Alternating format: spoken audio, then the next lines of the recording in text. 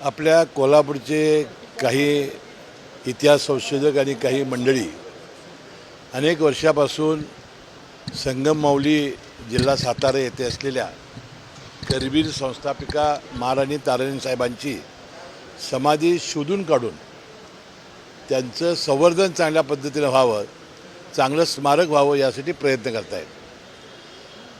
त्यांनी परवाच माझी भेट घेतलेली होती. त्यांनी इथं आंदोलन केलेलं होतं. मी त्यांना बोलावून घेतलं, त्यांच्याकडून माहिती घेतली आणि माहितीमध्ये असं लक्षात आलं की 2017मध्ये सातारा जिल्हा नियोजन मंडळामधून 92 लाख आणि काही रक्कम यासाठी जिल्हा नियोजन मंडळातून मंजूर करून आणण्यात आलेली होती. तरी अद्याप त्या समाधीचं संवर्धन झालेलं नाही आणि म्हणून आज तातडीनं आपण बैठक बोलावली.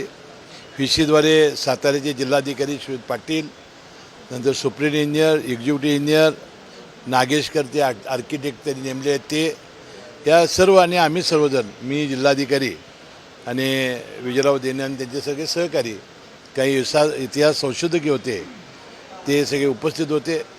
जिल्हाधिकारी सातारा यांनी आम्हाला सांगितलं की 26 कोटीचा आराखडा आता आम्ही तयार केलेला आहे.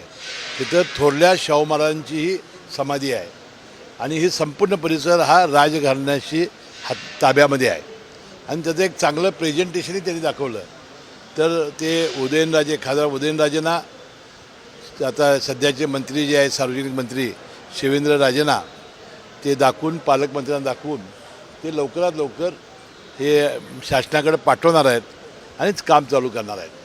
आम्ही त्यांना सूचना केल्या की तात्काळ 3% जिल्हा नियोजन मंडळाचा जो निधी आहे गड किल्ल्यासाठी वगैरे, त्याचा वापर करून पहिल्यांदा हे स्मारक ते व्यवस्थित जतन करा, संरक्षित करा आणि मग तुमचा 26 कोटीचा जो आराखडा आहे, कारण ती काय लगेच होणार नाही. आणि काही इतिहास संशोधक सांगत होते त्या शिळा आम्ही शोधून काढल्या, त्याला वज्रलेप लावला वगैरे. ही बाब वास्तविक शासनानं हातामध्ये घ्यायची आहे. म्हणून आम्ही योग्य त्या सूचना दिल्या आणि 2-3 दिवसामध्ये जिल्हाधिकारी सातारा यांनी बैठक घ्यावी, या सगळ्या लोकांना बोलावून घ्यावं, यांच्या शंका, त्यांच्या ज्या आहेत अपेक्षा त्या समजून घेऊन त्यामध्ये त्याचा अंतर्भाव करावा असं ठरण्यात आलं आणि बैठक समाप्त झाली. 2007 साली मला वाटतं ही सगळी जी समाधी आहे ताराराणींची ती उजेडात आली. त्याच्यानंतर शिवतारे त्यावेळी होते, त्यांनी निधी मंजूर केला होता. दोन्ही बाजूची सरकार आली, इतकं वर्ष झालं, का उदासीनता का सरकार? आता आम्ही हे गांभीर्यानं घेतलेलं आहे की बाब आता आमच्या नजरेसमोर आलेली आहे. जयशिवराव पवार इतिहास संशोधक यांनी जे करवीर संस्थापिका महाराणी ताराणी साहेबांच्यावर जे पुस्तक लिहिलेलं आहे, ते पुस्तक पहिल्यांदा वाचल्यानंतर एखादी संस्थापिका राणी कसं काम करू शकते, पन्हाळगडावर राजधानी करून कशा पद्धतीनं मोगलाची लढाई दिली, हे वाचल्यानंतर आम्ही फार प्रभावित झालो. करवीर संस्थापिका ताराणी माई साहेबांच्याबद्दल आमचा आदर फारच वाढलेला आहे. त्याबद्दल आता आम्ही समाधी होईतोपर्यंत थांबणार नाही. साहेब, आज अजित पवारांची भेट झाली, त्यानंतर अनेक चर्चांना उधाण आले. उद्धव ठाकरे आणि दोन्ही ठाकरेंची भेट झाली, त्यानंतर आजची ही भेट, कसे या सगळ्या भेटीच्या अनेक चर्चा करतात. आता ठाकरे बंधूंचं जे आहे ते एकत्र येण्यावर आहे, त्याबद्दल आमच्या शुभेच्छा आहेत. परंतु पवारसाहेब आणि अजित पवारांची जी भेट झाली त्याबद्दल अजून अजित पवार साहेबांनी आम्हाला काय याबद्दलची कल्पना दिलेली नाही आणि त्याबद्दलची मला माहिती नाही काय आहे. परंतु त्यांनी खुलासा असा केला की अनेक मंडळावर, अनेक ट्रस्टीजवर ते अध्यक्ष आणि आम्ही सदस्य आणि उपाध्यक्ष असल्यामुळं या बैठकीला आम्हाला उपस्थित राहावं लागतं, असा खुलासा त्यांनी केल्याचं ऐकलं. संजय राऊत म्हणतात की अजित पवार आणि शरद पवार हे दोघे एकत्र आधीपासूनच आहे. मग फारच मोठा आनंद आहे आम्हाला. संजय राऊतांना जर पवारसाहेबांनी सांगितलं असेल तर फार मोठा आनंद आम्हाला सर्वांना होईल.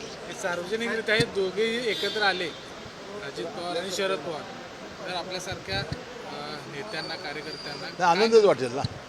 अनेक वर्ष आम्ही दोघांच्याबरोबर काम केलेलं आहे, अनेक वर्ष त्यांच्या विचारावर आम्ही वाढलेले कार्यकर्ते आहोत.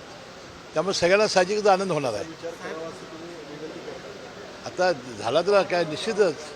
साहेब, कर्जमाफीच्या मुद्द्यावरून शेतकरी आक्रमक होताना पाहायला मिळत आहे. तर पहिलं तर आज पंढरपूरमध्ये एक मेळावा पार पडतोय. त्या मेळाव्याला उपमुख्यमंत्री एकनाथ शिंदे आहेत.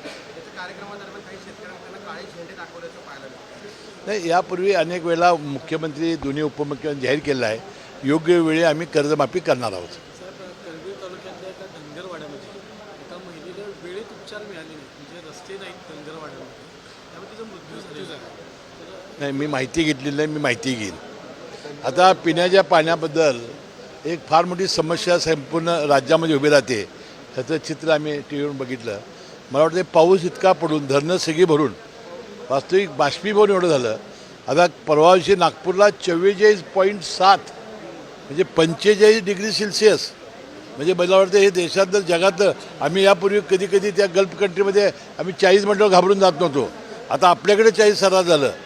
फार मोठी परिस्थिती आहे. मला वाटतं या धरणावर मला वाटतं मी मुख्यमंत्र्यांना सांगणार आहे की आपल्याला सोलरवरती बसून काय करता येईल काय, म्हणजे बाष्पीभवन कमी होईल आणि वीजही उत्पन्न होईल, अशी काहीतरी टेक्नॉलॉजी काढली पाहिजे.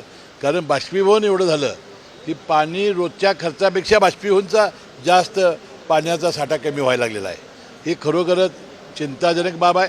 यावर सरकारला तात्काळ म्हणजे विचार करण्याची आवश्यकता आहे. याबद्दल येणाऱ्या मंत्रिमंडळाच्या बैठकीपुढं हा विषय मी नक्की मांडेन. कोल्हापूर जिल्ह्याचा काय आढावा घेतला का पाणी साठ्याचा? नाही, कोल्हापूर जिल्ह्यामध्ये पाणी, कारण आपल्याकडं इतकी काही उष्णता वाढलेली नाही, बाष्पीभवनही इतकं झालेलं नाही. पण सगळ्या धरणामध्ये पुरेसा साठा आहे. अजून काही कुठल्याही गावामध्ये मला वाटतं बहुतेक फारसे टँकर द्यावे लागलेले नाहीत.